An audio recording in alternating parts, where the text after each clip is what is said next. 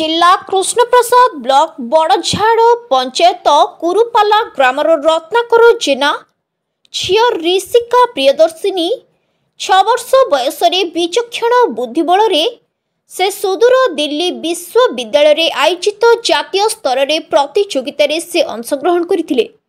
7 minute रे से 200 उत्तर दे तृतीय स्थान अधिकार करथिले।